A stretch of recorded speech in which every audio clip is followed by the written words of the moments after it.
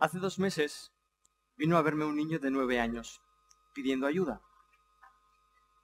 Tenía miedo a la lluvia. Cada vez que llovía sentía pánico. Su madre estaba muy preocupada e intentaba ayudarle de la forma posible sin conseguir éxito. Cada mañana este niño de 9 años, lo primero que hacía cuando se levantaba era conectarse a internet para mirar el Meteosat. El niño enfrente sentado, la madre a su lado y el padre al otro lado. Esta era la escena en la que yo me encontraba. Le pedí al niño, cierra los ojos y siente el miedo que sientes cuando llueve. 3 segundos y el niño hizo. Entonces le sugerí, ponte unas gafas de buzo, imagínatelo, y ponte un bañador y sumérgete, bucea hasta el fondo de ese miedo. Si encuentras algo, me avisas. 3 segundos después, de nuevo, el niño con los ojos cerrados hizo así. Le pregunté, ¿has encontrado algo? Me dijo, sí. Le pregunté, ¿qué? ¿Saben qué me dijo? He encontrado el miedo que tiene mi madre a que yo me muera. Ajá. Ok.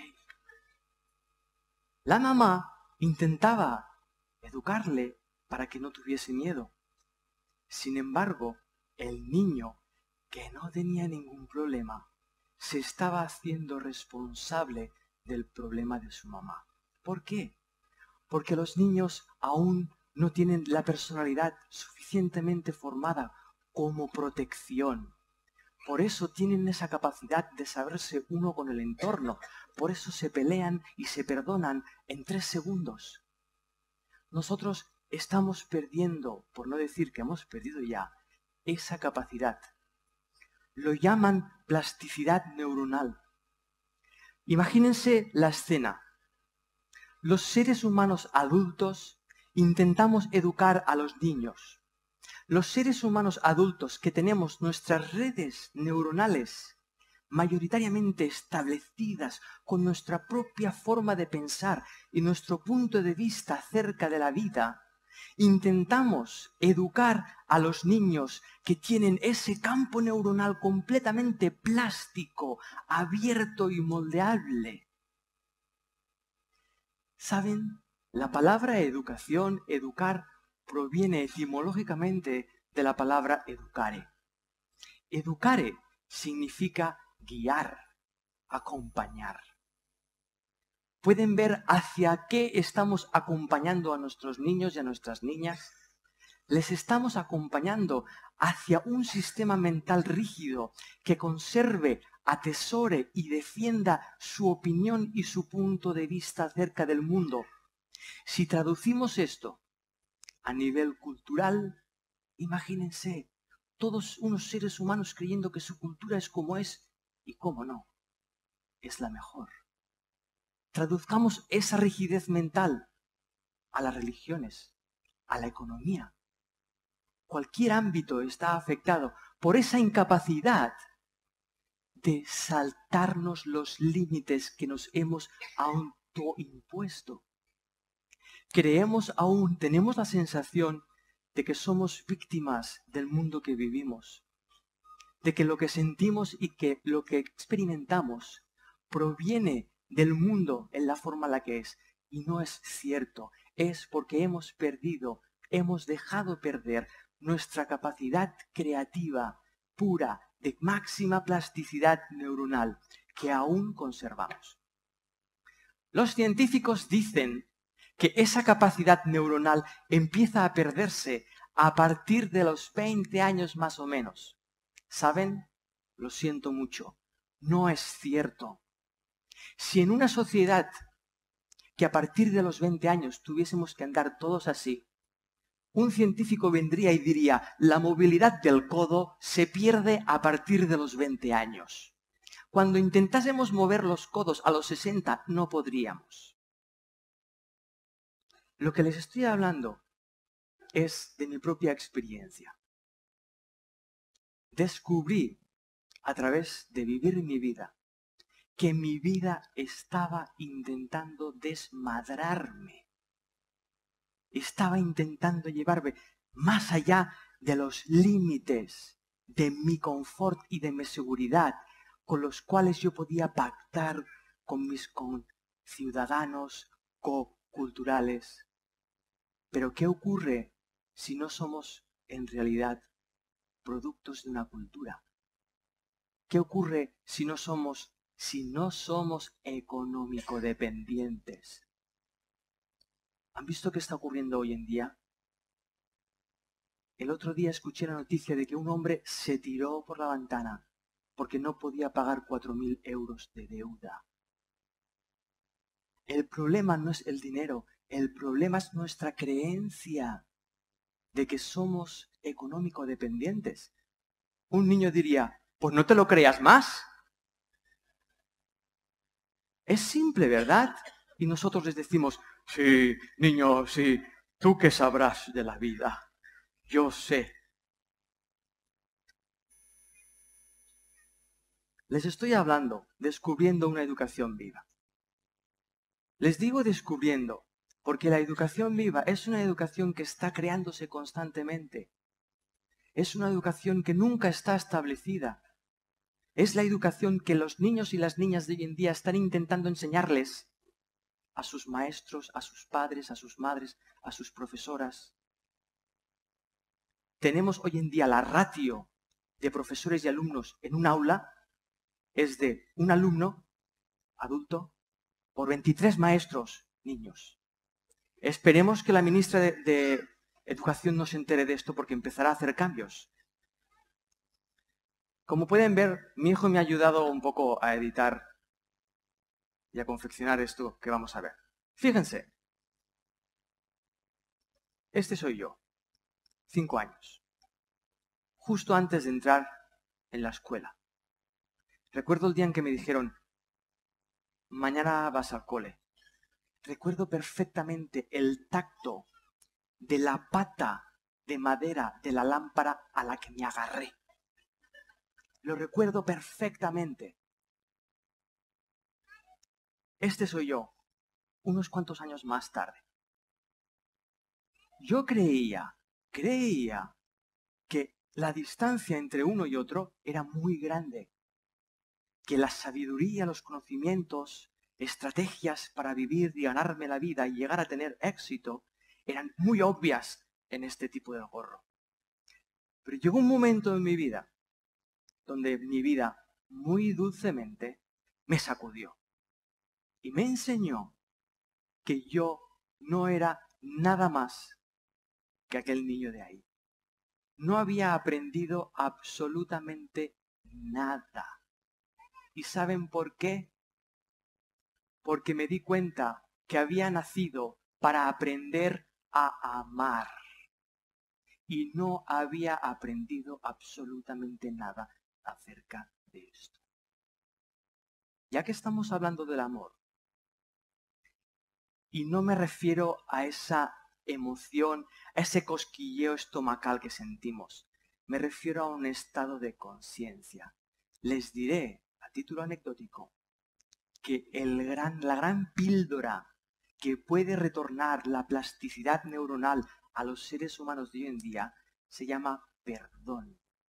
Se llama soltar ideas. Darnos el lujo y el placer de mirar nuestras creencias, agradecerlas y despedirnos de ellas.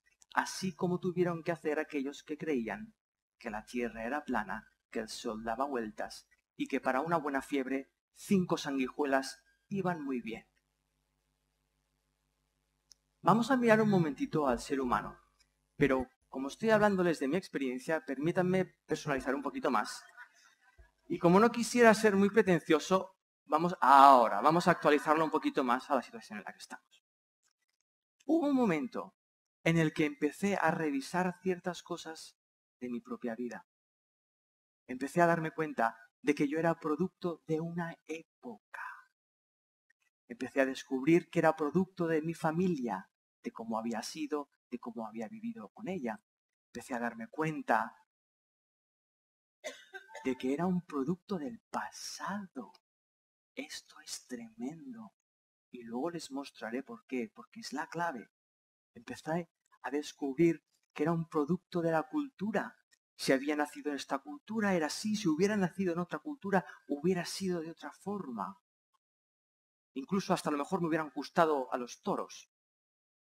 Entonces empecé a ver toda una serie de elementos en los que yo creía que dependía hasta llegar al fantástico dinero.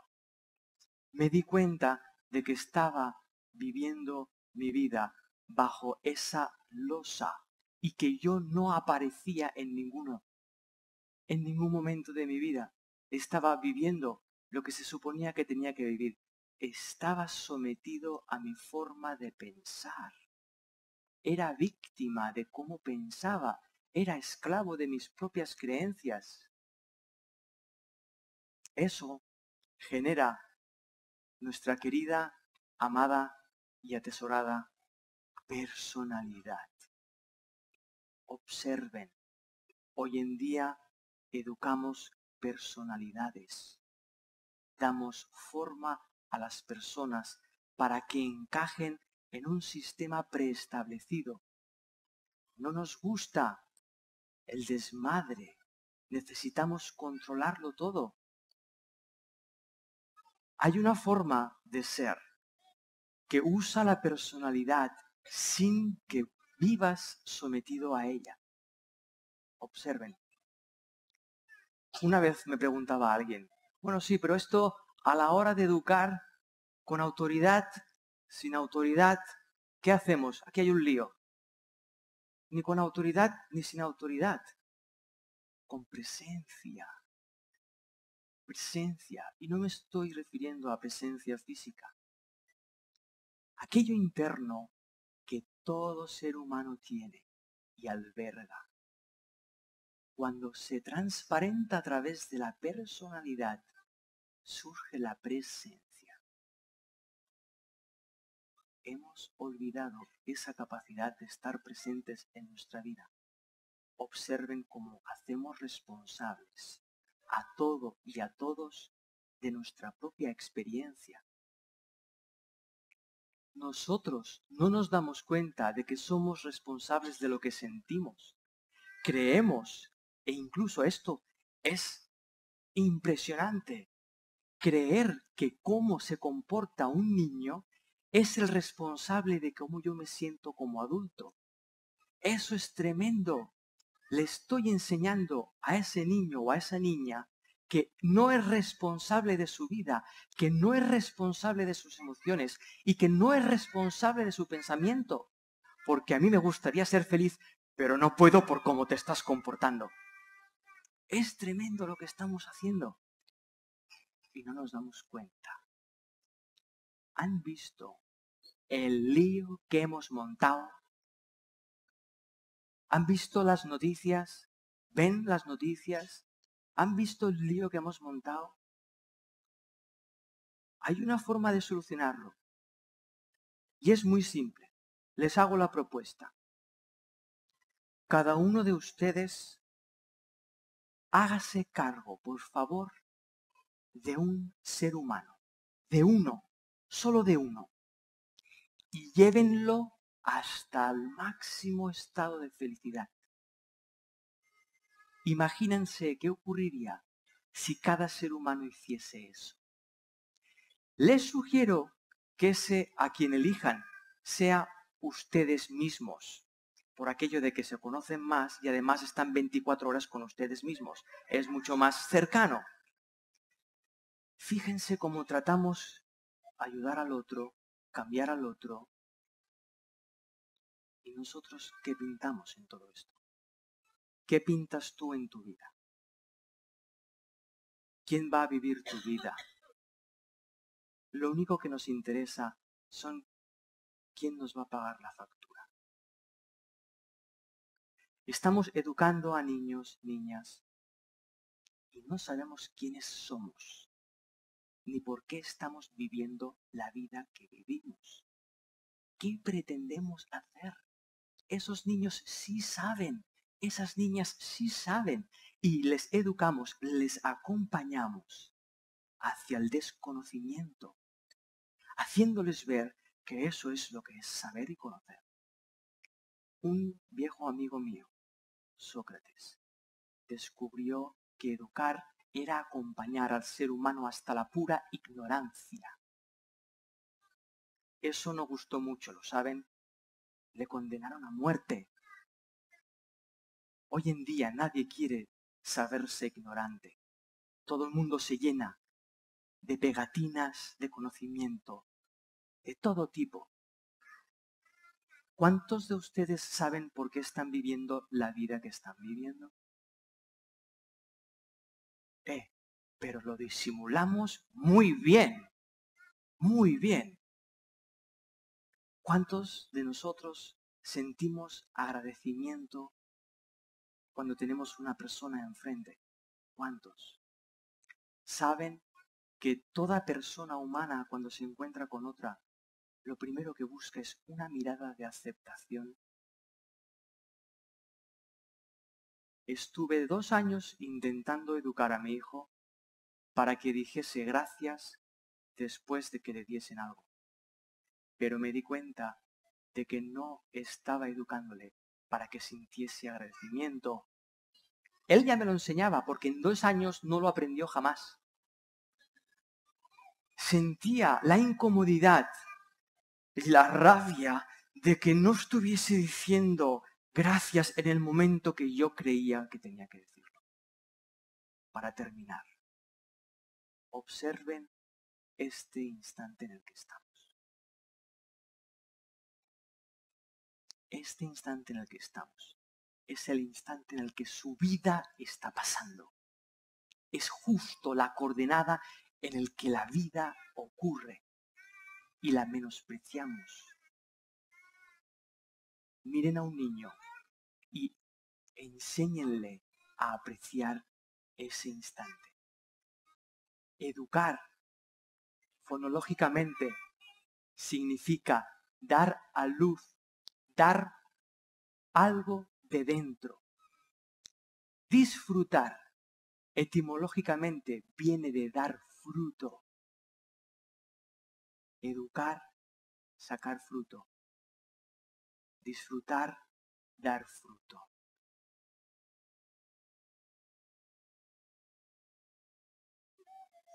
Gracias a todos por vivir sus vidas como las están viviendo.